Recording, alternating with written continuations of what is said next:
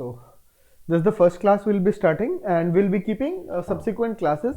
And this case studies is nothing new. Once you get the hang of the thing, it is a problem of which the parts are being created, and then you are asked to answer those parts. So it's relatively easy question and easy to score, right? So this is the first time it is coming, but it is nothing difficult, as you will see when we do the problems related to this. So you'll have a para, and then we'll go ahead and do with it, right? So this is what it is, and this is we'll be starting right now, right guys? Okay, so we go with the problems because concept तो वही है, कोई नई चीज नहीं है.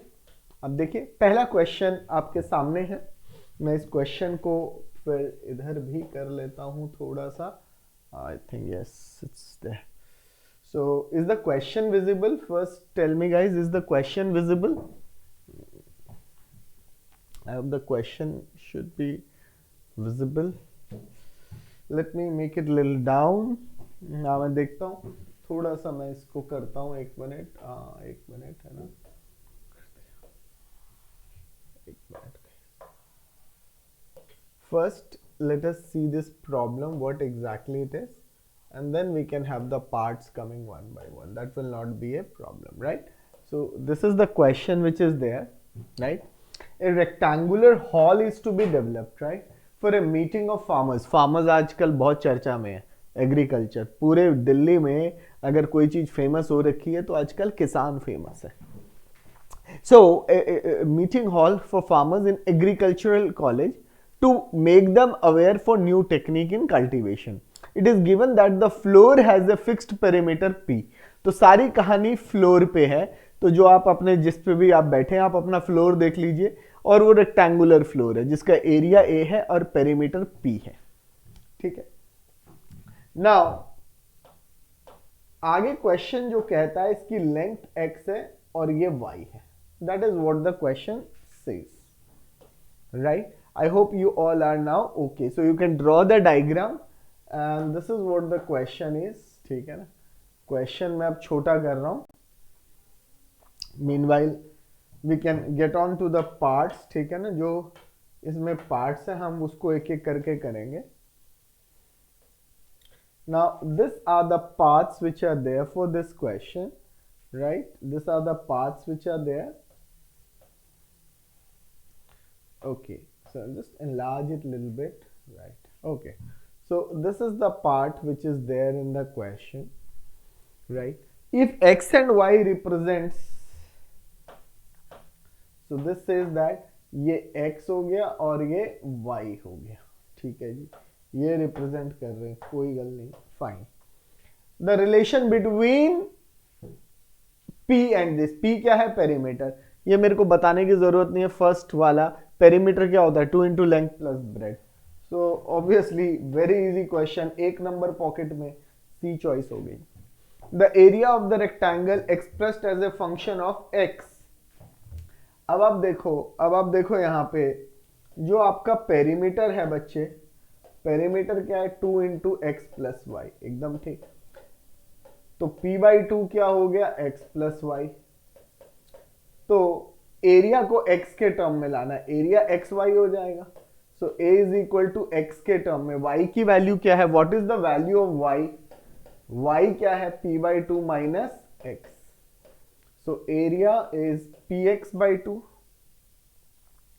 px/2 है ना, माइनस क्या दिया हुआ है? कौन सी चॉइस है? px/2. ऑब्वियसली px, तो मैं इसको चलो x को मल्टीप्लाई कर देता हूँ. px/2 minus x square. तो जब आप एलसीएम ले लोगे तो गेट px माइनस 2x²/2. तो क्लियरली बी चॉइस है. सेकंड का आंसर क्या हो गया? बी हो गया. काम खत्म. So second one's choice the answer is B. 2 number आ गए आपके. देखो लॉटरी क्वेश्चन है, ये आ जाएंगे. Principal of agriculture is interested in maximising the area. देखो जो 6 नंबर का क्वेश्चन हम मैक्सिमा मिनिमा में देते थे कि इसको मैक्सिमाइज करो, वो स्टेप मार्किंग कर दी है. पहला पेरीमीटर क्या होगा? Given thing. दूसरा मैक्सिमाइज करना, उसको वेरिएबल में लाओ. तीसरा the principle of college is interested in for this the value of x. ठीक है जी. तो dA/dx निकालिए. हाफ तो बाहर ही रहेगा, p minus 2x 4x। So dA by D x को 0 रखो। ये वर्किंग नहीं दिखानी, आई थिंक वहां पे हमें चॉइसेस देनी है, तो साइड में वर्क रफ नोट में भी चलेगा, पर कर भी दोगे तो अच्छा ही है यार तुम्हारे लिए, थोड़ी सी वर्किंग है उसको दिखा भी दोगे तो क्या है। सो x is what p by 4, ये भी आंसर आ गया और बहुत ही बल्ले बल्ले हो गई, नंबर 3 भी पॉकेट में आ गया। ऐसे ही सारा पेपर आ जाए तो कितनी बल्ले बल्ले होगी, है ना, खुशी के मारे ठिकाना नहीं। ऐसे सवाल जो हमें तंग नहीं करते, ठीक है ना, हमसे आराम आराम से होते रहे। नाउ टू मैक्सिमाइज y क्या होगा, कोई बात नहीं जी, y निकालना है तो एरिया एक्स वाई है। अब x को सब्सटीट्यूट कर दो, क्या होगा x की value p by 2 minus y into y. Normally ये स्क्वायर बनते हैं, तो जो x आता है वही y आएगा। ऐसे क्वेश्चंस में जब आपको रेक्टेंगल का एरिया मैक्सिमाइज करना है, अंडरस्टूड है, वो स्क्वायर बनेगा तब आएगा। तो as experience p by 4 answer आना है, पर मैं आपको करके दिखा देता हूं। तो area is P Y by 2 minus Y square, तो D A by D Y निकालेंगे अगर y चाहिए, सो p बाई 2 माइनस 2y, तो D A by D Y को 0 पुट करोगे, ठीक है ना। वो सेकेंड डेरिवेटिव वगैरह नहीं दिखा रहा भाई मैं, क्योंकि वो सब कैलकुलेशन इतनी मेरे को नहीं दिखानी, मेरे को तो खाली आंसर चाहिए। p बाई 4 इज y आ गया जी, p बाई 4 इज y। तो चलो जी, ये भी काम हो गया। जो बच्चे दिमाग लगाएंगे उसको सॉल्व भी नहीं करना। नाउ जी, अब एक चीज और पूछ रहा है जी, वो भी कर लें। क्या पूछ रहा है वो देख लो, यहां तक क्लियर होगा सबको। अब क्या सवाल पूछ रहा है, it is asking maximum value क्या होगी एरिया ऑफ द फ्लोर की। अभी बताते हैं जी, एरिया एक्स वाई है। जब इन्होंने सारी कहानी निकलवा ली मेरे से, ए एक्स वाई, एक्स क्या है p बाई 4 और y क्या है p बाई 4, तो a क्या होगा p स्क्वायर बाई 16। तो D चॉइस हो गई एंड बल्ले बल्ले दिस क्वेश्चन इज ओवर। ऐसे क्वेश्चन आ जाए तो बस सचमुच ही बात बन जाए। कोई डाउट पूछिएगा, इस चैट में लिखो कोई डाउट है तो फटाफट। So please read the next question. In a village there are 3 mohallas ABC, 3 मोहल्ले हैं उस विलेज में, there are 3 mohallas ABC, okay. In a 60% believe in new technology of agriculture, तो A में जो रहते हैं वो 60% मानते हैं न्यू टेक्नोलॉजी में, while in B 70% and in C 80% believe। ये हमें प्रायर प्रोबेबिलिटीज चाहे जो कह दो बना के बोल देते हैं, ठीक है। अब आगे, a farmer is selected at random. अब तुम्हें ये भी समझ में आ गया कि भाई फार्मर सेलेक्ट एट रैंडम, तो ये हमें कंडीशनल या बेस पे घुमाएगा और तो कुछ ले जा नहीं सकता। This is what it can do, कि बेस और उसके ऊपर हमें लेके चलने वाला है। चलिए, now let's see what the question it wants to ask. I will give you some time. So आपने समझ लिया, मोहल्ला A 60% farmers believe in new technology, while in B 70% believe, while in C 80% believe। चलिए, that is it। Now what the question they want to ask is this, let's see what they want us to do, right। अब ये मोहल्ला वाला question जो है, दिल्ली में मोहल्ला clinic भी चला इसी के नाम पे। Now the conditional probability, please try करिए एक बार and then I will discuss the answers. That a farmer believe in new technology if he belongs to mohalla A, right? Now wait guys, what I'll do is, just a minute, I'll enlarge the view also, just a minute, I'll give you a better view of this, just a minute. I know, just a minute.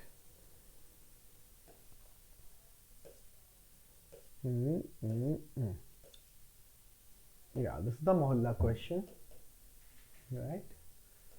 I know. Okay. Now, guys, I hope, let me enlarge it a little bit. I hope it is clearly visible to all of you also. And, right. So, this is the question.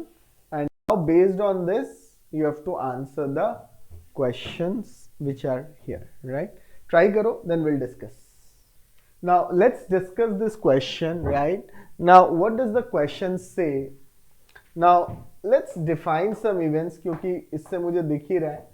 So let E1 be मोहल्ला A selected, मोहल्ला A, ठीक है ना. E2 be मोहल्ला B and E3 भी मोहल्ला C, ठीक है ना. तो मोहल्ला और हल्ला दोनों एक साथ ही होते हैं ये. सो P of E1 equal to P of E2 is equal to P of E3 is 1/3. That is the question, right?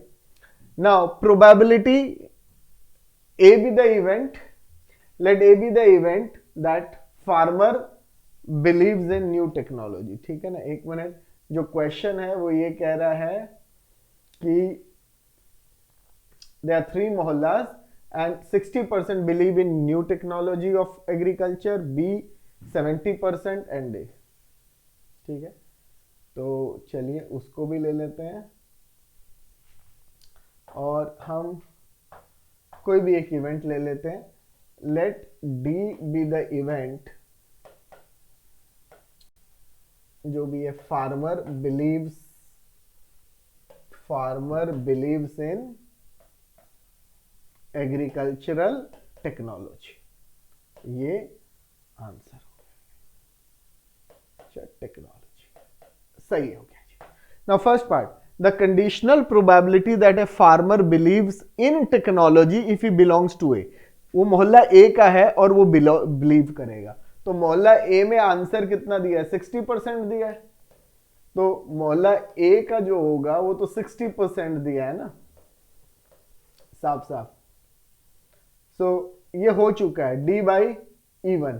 मतलब बेसिकली ये बोल रहा है कि वो मोहल्ला ए, ही बिलोंग्स टू मोहल्ला ए, ये हमें पता है, वो बिलीव करेगा. उसकी प्रोबेबिलिटी 3/5. तो ये तो आंसर आ गया जी, काम खत्म. नाउ द प्रोबेबिलिटी दैट मोहल्ला ए सेलेक्टेड, प्रोबेबिलिटी दैट मोहल्ला ए सेलेक्टेड, ठीक है जी, and farmer believed in new technology. ठीक है ना. मोहल्ला A selected and farmer believed in new technology. तो मोहल्ला ए को पहले सेलेक्ट करेंगे, ठीक है ना. तो पहले मोहल्ला ए को सेलेक्ट करेंगे और उसके सेलेक्ट होने के बाद वो फार्मर टेक्नोलॉजी में बिलीव करता है. ये देखो, तो पहले मोहल्ला को आपको सिलेक्ट करना पड़ेगा 1/3 और अब उसका फार्मर उसमें बिलीव करता है तो 3/5 होगा. तो ये कट गया जी और आंसर 1/5 आ गया, यानी कि सी आ जाएगा. Question says probability that the मोहल्ला A is selected and the selected farmer. तो इसका मतलब पहले आप मोहल्ला ए सेलेक्ट करोगे, देखो PE1, फिर उसका बिलीव करता है. अब मोहल्ला सी का आंसर क्या है भाई? सी का आंसर क्या है? 80% है ना. 80% है, क्या है देख लेते हैं भाई. सी वाला कितना था? सी की बिलीव कितनी थी? 80%. 80% का मतलब है बच्चे क्या हो गया? हाँ, 80% हो गया 80/100. 80/100 बोले तो 2/5. तो सीधा सीधा आंसर हो गया यार डी. इसमें तो कोई और सोचने की बात है ही नहीं. और थोड़ा ऊपर कर लें, 4th, ठीक है ना. ये मेरे 1 मिनट जो है, हाँ. 4th, the total probability that a farmer believes in new technology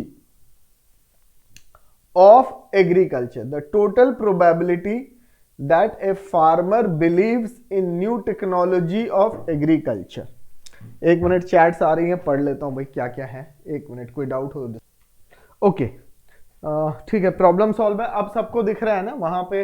मेरी शेयर स्क्रीन, चलो जो लाइव थे उनको नहीं दिख पा रही थी. मैंने ये लिखा था late E1 B the event मोहल्ला A selected, E2 be the event ये selected and C be the event ये सिलेक्टेड. तो हर की प्रोबेबिलिटी 1/3 होगी. और D इवेंट है, फार्मर टेक्नोलॉजी में बिलीव करता है. अब पहला क्वेश्चन है वो बिलोंग कर रहा है, ये पता है, तो उससे सिलेक्ट होगा, बिलीव करेगा. 60% दिया हुआ है, तो 60/100 3/5. दूसरे केस में ये लिखा है कि भाई पहले मोहल्ला ए सेलेक्ट होता है, तो मोहल्ला ए सेलेक्ट किया और उसके बाद उसमें बिलीव करेगा ये। थर्ड पार्ट मुझे लगता है वहां मैंने गलती से 2/5 कर दिया था, तो थर्ड पार्ट का आंसर होगा भाई साफ साफ है 80/100 ये। अब probability that the farmer believe in agriculture, खाली पीडी निकालना है। अब भाई पीडी निकालना है तो farmer believe in agriculture, he could be from मोहल्ला ए, तो ये हो सकता है भाई वो मोहल्ला ए का सेलेक्ट हो और वो बिलीव करेगा तो भी हो जाएगा।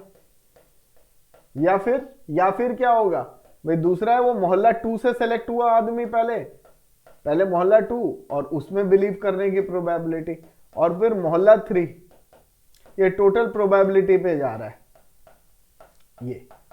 So what is this, 1/3 equal probability. पहले मोहल्ला 60/100, काटूंगा नहीं, कैंसिल नहीं करना अभी, you will unnecessarily go into this. दूसरा मोहल्ला इज 70/100 एंड तीसरा मोहल्ला is 80/100। So you don't need to cancel because आप देखो एलसीएम 60 + 70 + 80/300 हो जाएगा। तो भाई कितना आ गया ये, 150 210 अपॉन 70 300 है ना। एक तो ये है, एक यस कैंसिलेशन करके 300 हो गया, ये कट गया 7/10। चॉइस है हमारे पास 7/10, हाँ जी है, बी आएगा। ग्रेट, ओके जी। तो फर्स्ट का डी सी, दूसरे का सी, फिर डी, फिर बी, सॉरी ए फिर बी। अब फिफ्थ का क्या आता देखने, district agricultural officer select a farmer at random in village and he is found that selected farmer, found का मतलब बेस आ गया, he is found that selected farmer believe in new technology. तो इसका मतलब भाई जो हो चुका है वो डी हो चुका है। सिलेक्टेड फार्मर किस में बिलीव कर रहा है, न्यू टेक्नोलॉजी में। द प्रोबेबिलिटी ही बिलोंग्स टू मोहल्ला दिस, तो अब आपको पता है ये आएगा PE2 इंटू PD/E2 और नीचे टोटल प्रोबेबिलिटी लिख रहा हूं, टोटल, ठीक है ना। टोटल का मतलब जो PD है, मैं सीधा सीधा PD लिख देता हूं, that would be much easier, you can understand कि नीचे टोटल आएगा PD। तो आंसर क्या आएगा भाई, PD कितना है 7/10, तो आंसर क्या आ जाएगा बच्चे, what should be the answer, what should be the answer, what should be the answer इसका भाई, ऊपर वाले का होगा 1/3 इंटू सेकेंड वाले का कितना था बच्चे 70/100 और इसको भी मैं 210/300 लिख रहा हूं, कैलकुलेशन इजी हो जाएगी और 300 कट जाएगा, ठीक है ना। और PE1 E2 E3 तो सारे इक्वल है, वो तो 1/3 है ही, तो 300 कट गया, 1/3 आ रहा है गाइस, 1/3 डी आंसर आ जाएगा। So the correct choices if I have to mark, answers आप मिला लीजिए, पहले का सी है, दूसरे का सी है, फिर ए है, फिर बी है और फिर डी है। सॉल्व मैंने बोर्ड पे कर दिया है ये भी क्वेश्चन। हाँ जी सुहाना, आपका डाउट समझ में आया कि फिफ्थ पार्ट उसने ऑलरेडी सेलेक्ट कर लिया और वो टेक्नोलॉजी में बिलीव करता है, मतलब मेरा PD हो गया। अब वो फार्मर मोहल्ला बी से हो तो फेवरेबल कौन सा है, मोहल्ला बी। डी में 3 पॉसिबिलिटी है, वो ए का होता, बी का होता, सी का होता। अब फेवरेबल कौन सा है, बी वाला, तो वो ऊपर आएगा और नीचे टोटल PD आएगा। मेरे पास जगह नहीं थी बोल के मैंने ये नहीं लिखा, तो दैट इज मैंने इसको 7/10 क्यों नहीं लिया, क्योंकि ये कैलकुलेशन बढ़ जाती, तो इसीलिए मैंने नीचे भी 210/300 ले लिया। राइट गाइज, आई होप अब आपको क्लियर हो गया होगा। So this is the next question guys, है ना। What does this question say? One of the villagers, a construction on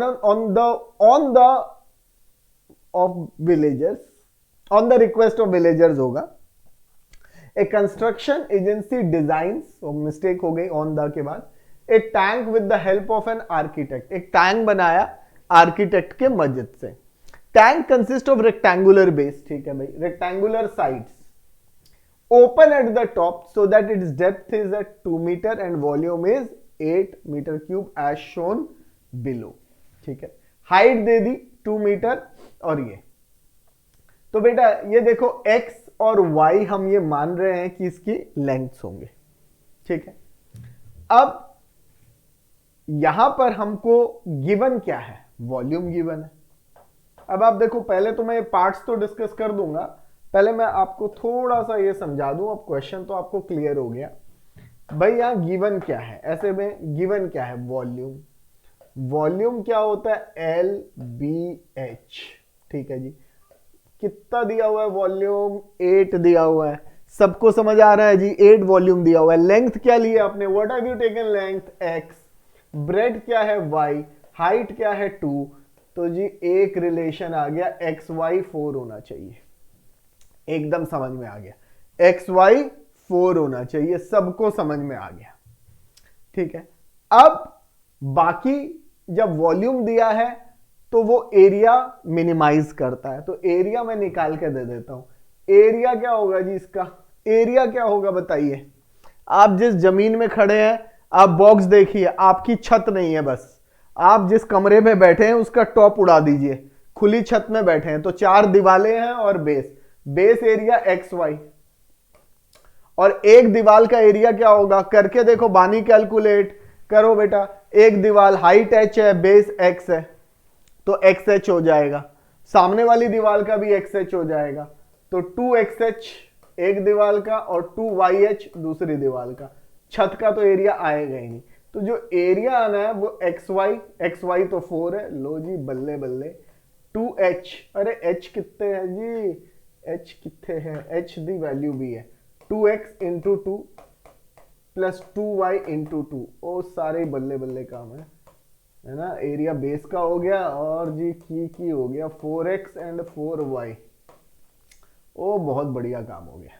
चलिए, तो ये बेस है, ये वॉल्स है, ये तो इन्हें वे बेस 4 है और x प्लस वाई, कुछ ऐसी सिचुएशन है।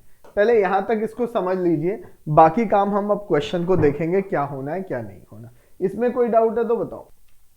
अब देखो जी क्या बोल रहा है, if x and y represent the length and जी breadth, the relation between the variables. ये क्वेश्चन तो मैंने आपके लिए कर ही दिया, ये क्वेश्चन आपके लिए कर दिया, the relation between variables. First part का आंसर बी हो गया, XY 4 निकाल रखा है। If the construction tank cost 70 पर square metre for the base के लिए 70, ठीक है जी, एंड रुपीज 45 पर metre for sides, then making the cost, ठीक है जी। अब भी लो जी बताते हैं, कॉस्ट एरिया पे डिपेंड करता है, तो कॉस्ट क्या होगा 70 इंटू XY बेस का एरिया प्लस दीवार साइड्स का एरिया कितना है जी, साइड्स का एरिया 45, तो 45 into 4 into x plus y, समझ में आया। देखो ये 4 इंटू एक्स प्लस वाई किसका एरिया है, साइड्स का, ये देखो, और 4 किसका एरिया है, बेस का, तो ये मेरा टोटल कॉस्ट आ जाना है। तो आइए जी इसको कर लेते हैं, एक्स वाई तो 4 है ही, तो 70 इंटू 4, अरे भाई 40 नहीं, 70 into 4 plus 180 into x plus y. क्या चाह रहा है भाई, कुछ ऐसा आंसर है, कुछ है ऐसा आंसर? नहीं है जी, ये कह रहा है ऐसा तो कुछ भी नहीं है। अरे है ना, है मेरा सी पार्ट।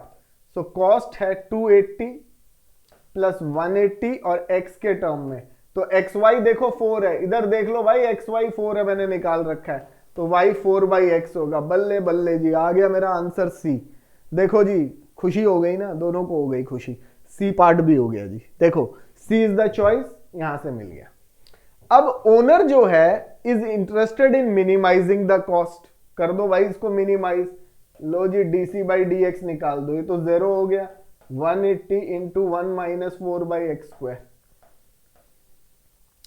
तो dc/dx को 0 पुट करो और खुश हो जाओ, क्या आएगा 1 माइनस 4/x² 0 होना है जी, तो x² 4, x को 2 होगा जी, प्लस माइनस नेगेटिव तो होता नहीं है 2, बल्ले बल्ले डी आ गया।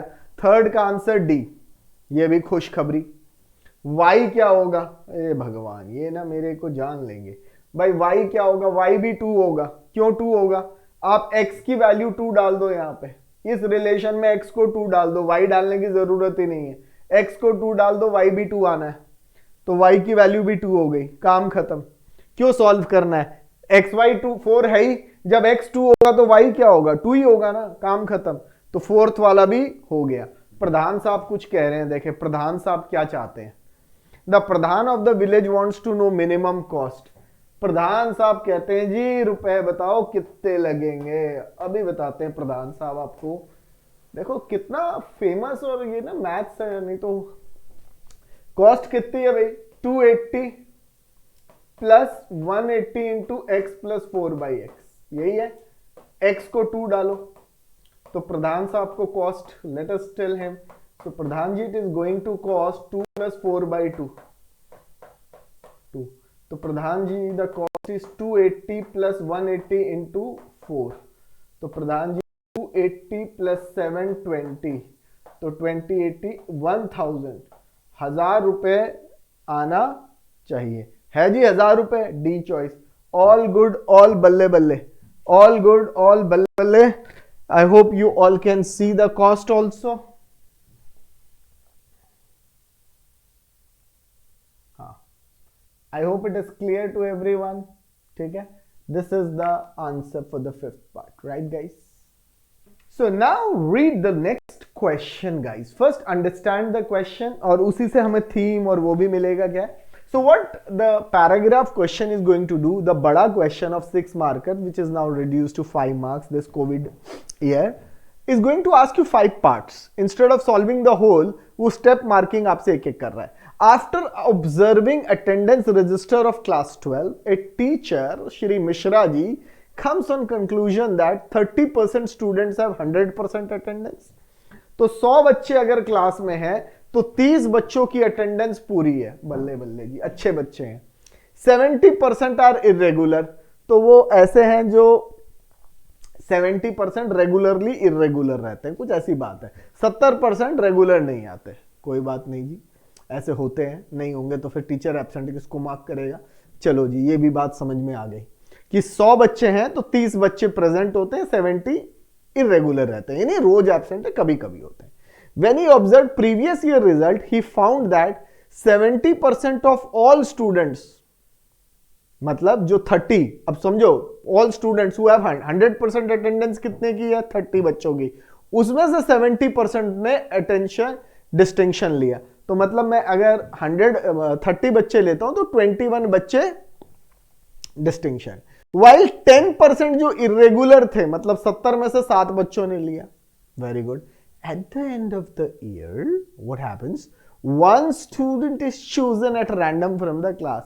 आपको समझ आ गया होगा इसने अब कहानी क्या क्या पूछनी है, कुछ कुछ समझ में आ गया क्या क्या कहानी पूछनी है। तो एक इवेंट हो गया कि कितने बच्चे अटेंडेंस और वो करते हैं, ठीक है ना, 30% स्टूडेंट्स हैव 100, तो एक इवेंट हो गया कि भाई कितने बच्चों की अटेंडेंस 100% है और कितने इरेगुलर है। तो 30/100 और 70/100 तो मुझे पता है कि ये है। एंड ही एक इवेंट ले लो कि भाई वो डिस्टिंक्शन लाता है, इतना काम आप कर सकते हैं, ठीक है जी। उसके बाद हम बल्ले बल्ले इस सवाल को फोड़ देंगे, फोड़ तो ऐसे भी देंगे, क्या ही तंग करेगा हमें, है ना। तुमको तंग करने वाला सवाल बने फिर तो मेरे लिए बड़ी वो है, ठीक है जी। ओके जी, सवाल दिख रहा है, सब कुछ ठीक है। अब चलिए जी सवाल 1 by 1, पीस बाय पीस आपके लिए एक एक क्वेश्चन लाते हैं। चलो जी, इतने बच्चों का क्या करना है, फोटो की तो कोई मतलब ही नहीं है, हमें भी पता है, फोटो क्यों दे रहे हो जी, वी डोंट नीड फोटो, हमें समझ में आ गया टीचर क्या कह रहे हैं। मिश्रा जी की क्लास है, चलो जी मिश्रा जी आपकी क्लास है, एक मिनट, ओके जी मैंने सेट कर दिया इसे, अब ये कहीं नहीं जाएगा, साथ साथ चलिए जी। So now I hope it is clear what is the question. So let me define two events. Even ले लो Let even be event.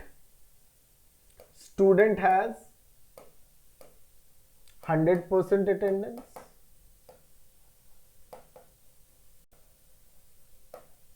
ठीक है ना, इवन इवेंट हो गया स्टूडेंट हैज 100% अटेंडेंस, और E2 हो गया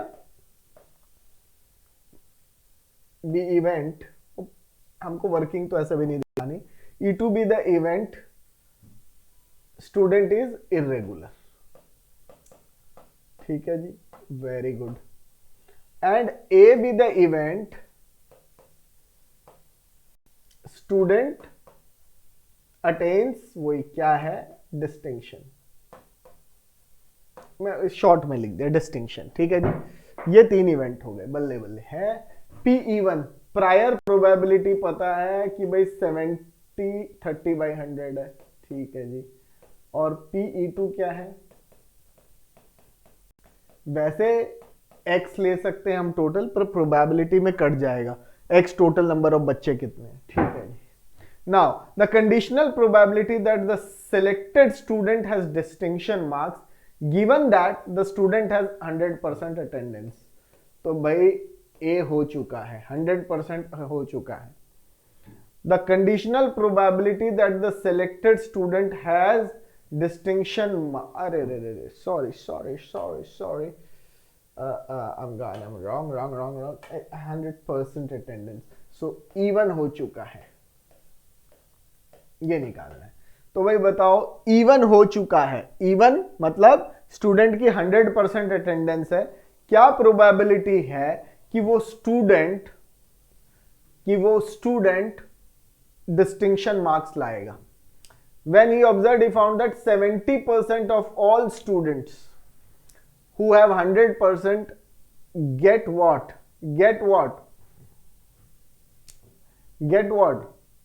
डिस्टिंक्शन मार्क्स। ठीक है, हाँ जी, आ रहे हैं आपके जवाब, देखते हैं फिर इसको आगे बढ़ाते हैं। 1 मिनट भी, जवाब दे। Now the question says, first part, what is the conditional probability that the selected student has distinction marks. अब आप देखो, जो बच्चों ने 30%, he observed that 70% of all students who have 100% attendance attain distinction mark। तो कितने बच्चे अटेन कर रहे हैं? 70% of what? All students who have what? Of all who have 100% attendance कितनी है? 30% बच्चों में। तो ये 0 से 0 कट जाना है, तो ये हमारे पास इतना रह जाएगा, 70% ऑफ ऑल स्टूडेंट्स। तो कुछ गड़बड़ हो रही है, 70% ऑफ ऑल, 21/100, ये क्या आ रहा है, ये गड़बड़ हो जाएगा। 70% of all students, 70% of all students who have 100% this, तो 100% अटेंडेंस तो खाली 30 बच्चों के पास है, उस 30 में से 71, तो 70/100 हो गया, एकदम ठीक, ऑफ दोज, अपॉन टोटल कितने थे जिनका ऐसा था, इनका 30/100, तो ऑब्वियसली अपॉन 30/100 आ जाएगा, तो that should be 7/10, very simply यही आंसर आएगा।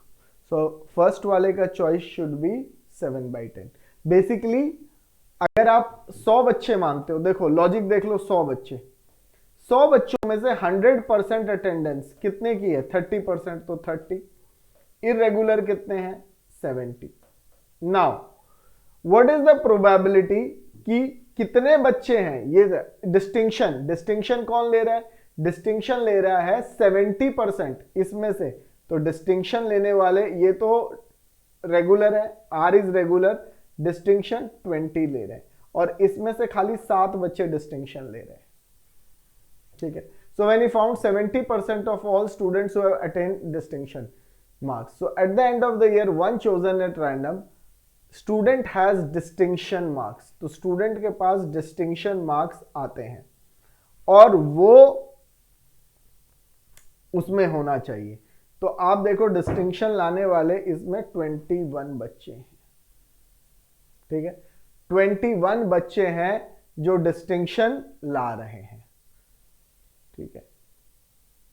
और नीचे तो टोटल आएगा ना, 21 बच्चे डिस्टिंक्शन ला रहे हैं, हाँ एकदम ठीक है, 21 बच्चे। So when he observe that at the end of the year one student given that has distinction attendance, तो 21 बच्चे हैं जो कि आपके डिस्टिंक्शन लेके आ रहे हैं, ठीक है। So 21 children are getting distinction and total बच्चे तो ऐसे 100 है, तो ये इस तरीके से तो हमारा गलत हो जाएगा क्या, ठीक है। हाँ 7/10 आउट ऑफ दैट, तो फर्स्ट का आंसर आएगा हमारा 7/10।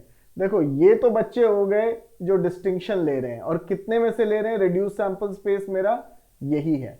क्यों यही है, क्योंकि मेरा इवन सेलेक्ट हो चुका है, इवन सेलेक्ट हो चुका है मतलब I have to see from that, so the answer is 7/10, first part gone.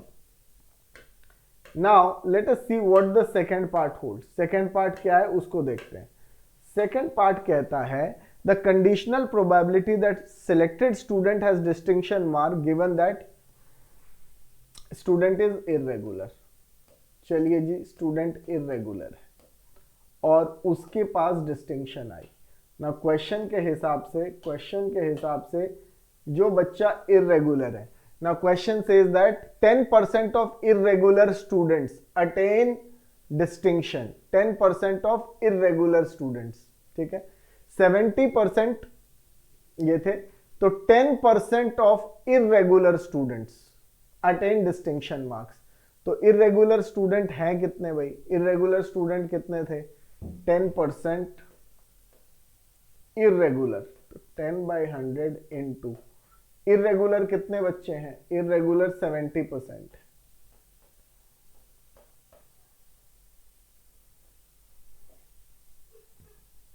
ठीक, इर्रेगुलर 70% है, और इस 70% का आउट ऑफ टोटल 70%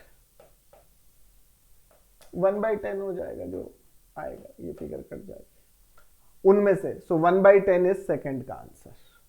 क्यों 1/10, देखो सबसे पहले आपको देखना है कि कितने बच्चे हैं जो इर्रेगुलर।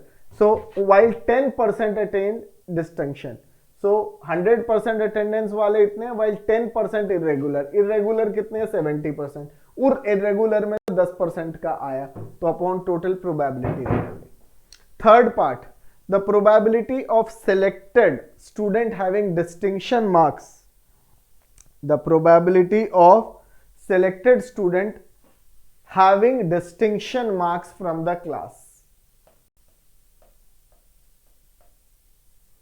ये आपका थर्ड पार्ट है, the probability of selected student having distinction marks. Third part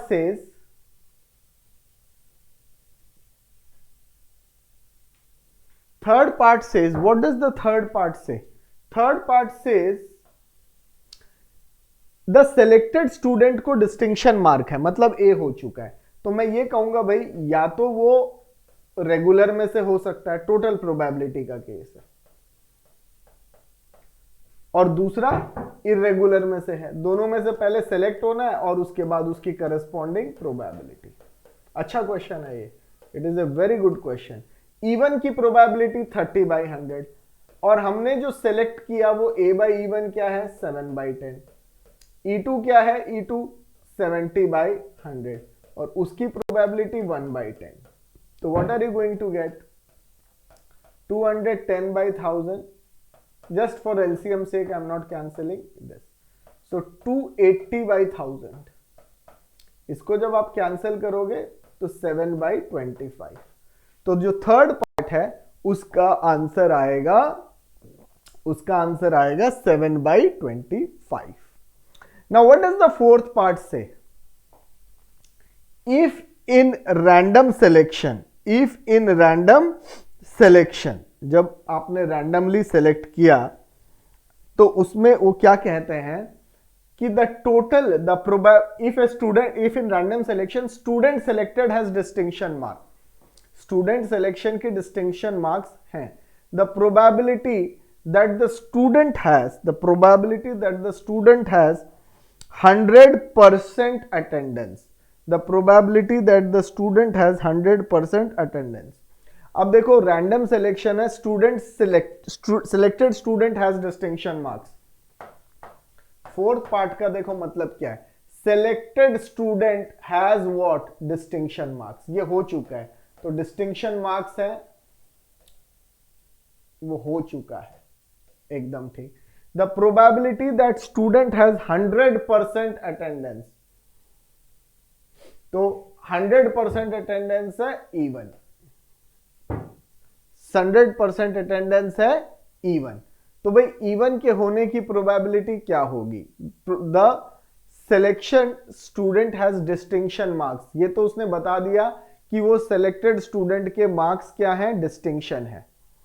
तो डिस्टिंक्शन मार्क्स वाले बच्चे ही कितने हैं। अब आप यहां पे अगर देखोगे कि जो सिलेक्टेड स्टूडेंट्स है, how many have scored distinction, कितने बच्चों ने डिस्टिंक्शन लिया है। हमने देखा 28 बच्चे हैं जिनका डिस्टिंक्शन है। Probability that the student has 100% attendance, 100% attendance के बच्चे ही कितने हैं। How many students have 100% attendance, 100% students attendance वाले कितने हैं। So the question says student selected has distinction marks. ये तो हमको पता है कि जो बच्चा सेलेक्ट हुआ है उसके डिस्टिंक्शन मार्क्स हैं।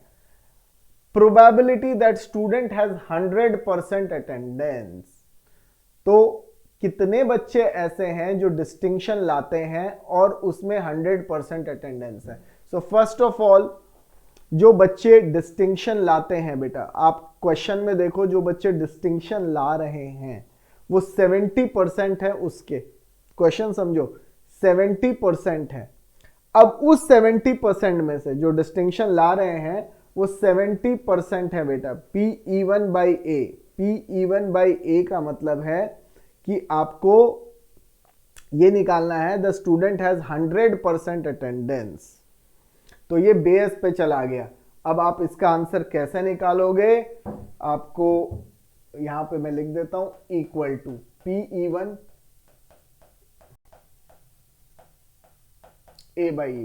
Upon P of A total. तो वो आ जाएगा P(E1) इंटू PA/E1।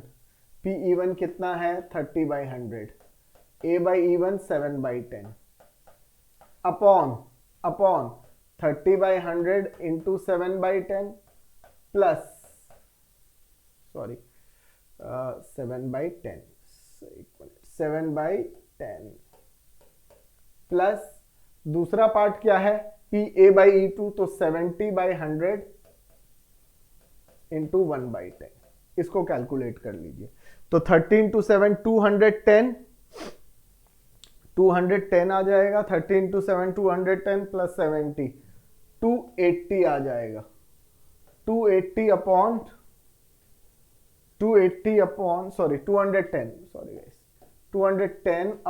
280 आ जाएगा। ये क्या हो रहा है, हमारा गलती हो रही है।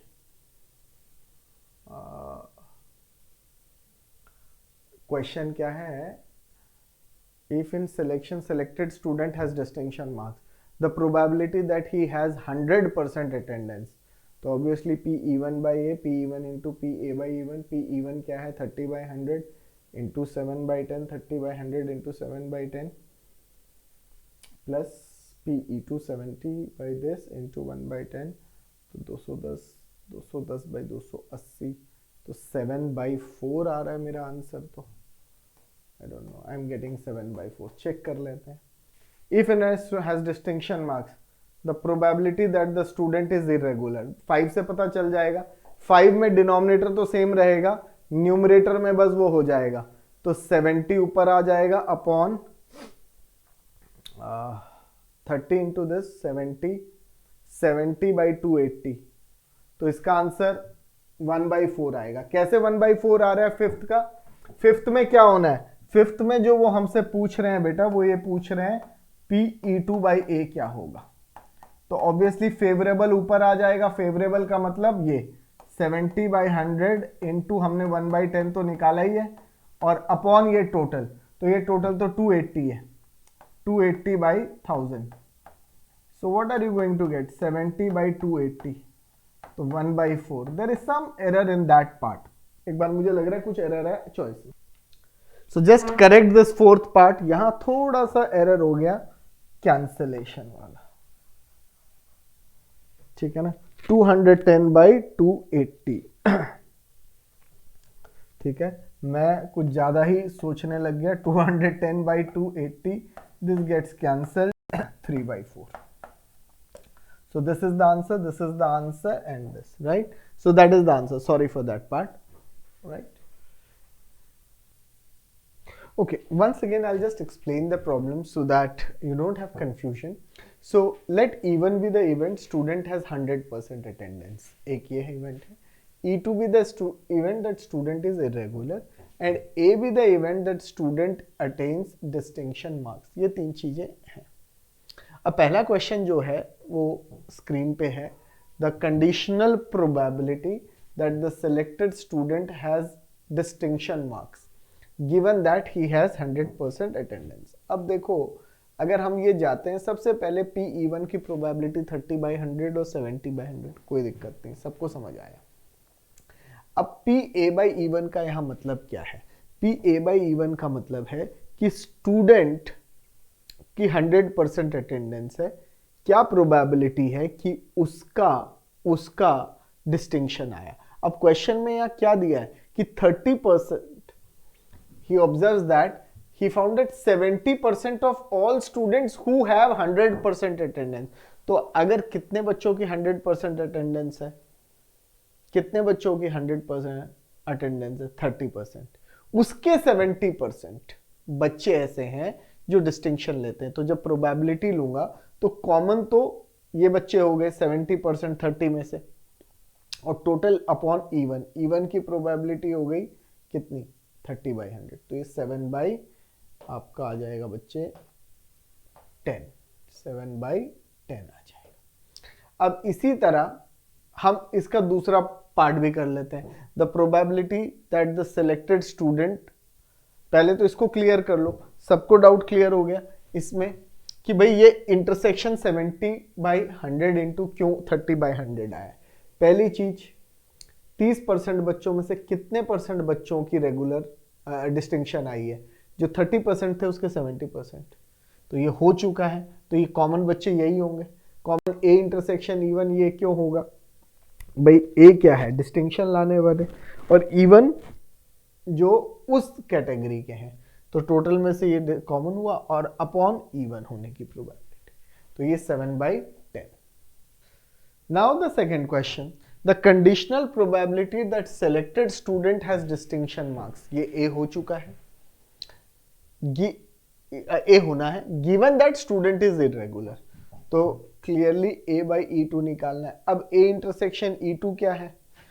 10% बच्चे हैं, खाली 10% बच्चे हैं रेगुलर में से जिनके डिस्टिंक्शन मार्क्स है.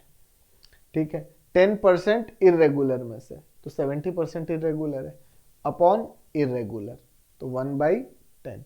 इसका आंसर आ जाएगा 1/10. तो PA/E1 और PA/E2 यहाँ इंपॉर्टेंट है हमारे लिए कैलकुलेट करना. अब इसका थर्ड पार्ट देखो. इस क्वेश्चन का थर्ड पार्ट क्या कहता है? थर्ड पार्ट ये कहता है कि जो टोटल प्रोबेबिलिटी है किसकी बच्चे?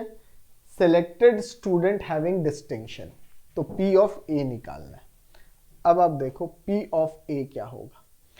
देखो E1 का मतलब या तो वो रेगुलर स्टूडेंट 100% रेगुलर वाला होगा या ये होगा. तो टोटल प्रोबेबिलिटी, तो सबसे पहले इसके होने के चांस कितने हैं? 3/10 क्यों लिया? देखो काटोगे 3/10, और PA/E1 7/10. उसके बाद प्लस इसके होने के चांस 7/10, 70/100 इंटू 1/10, तो ये 28 आ जाएगा 7/25. ये आपका इसका है स्टूडेंट की प्रोबेबिलिटी कि उसको डिस्टिंक्शन आया है, मतलब डिस्टिंक्शन आने की प्रोबेबिलिटी क्या होगी. समझ में आ गया. और अगर मैं रिड्यूस सैंपल स्पेस बताऊं आपको, 100 बच्चे मान लो, 100 में से कितने रेगुलर है? 100 में से कितने रेगुलर है? देखो 30, क्वेश्चन दिया ना 30%, तो 100 में से 30 रेगुलर है, 30 मान लो, इरेगुलर 70 है। क्लियर हो गया। उस 30 में से डिस्टिंक्शन कितने की आई? 70%, तो 21 बच्चे तो फुल अटेंडेंस वाले और 10% दूसरे, तो 28 बच्चे हैं जिनकी डिस्टिंक्शन आ रही है। कितने में से? टोटल 100 में से। तो 28/100 करो, रिड्यूस सैंपल स्पेस डायरेक्टली बता रहा हूं करने, तो 7/25 आएगा। आप ऐसे भी इसको समझ सकते हैं। नेक्स्ट क्वेश्चन देखो, if in random selection student has distinction marks, student randomly select हुआ और उसका डिस्टिंक्शन पाया गया, फाइंड द प्रोबेबिलिटी वो रेगुलर वालों में से है। मतलब स्टूडेंट का क्या हो चुका है? डिस्टिंक्शन हो चुका है, वो रेगुलर वालों में से है। तो favourable upon total, total possibility distinction की ये है।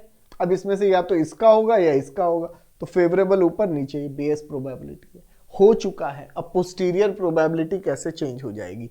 इवन की अगर ऐसे प्रोबेबिलिटी है कि वो 100% अटेंडेंस होता 30/100, लेकिन अब हमें किसकी अटेंडेंस निकालनी है? पोस्टीरियर क्या चेंज हो गया कि वो डिस्टिंक्शन लाया उसमें से। ये सारे तो डिस्टिंक्शन नहीं ला रहे ना, डिस्टिंक्शन लाने वाले तो 21 है।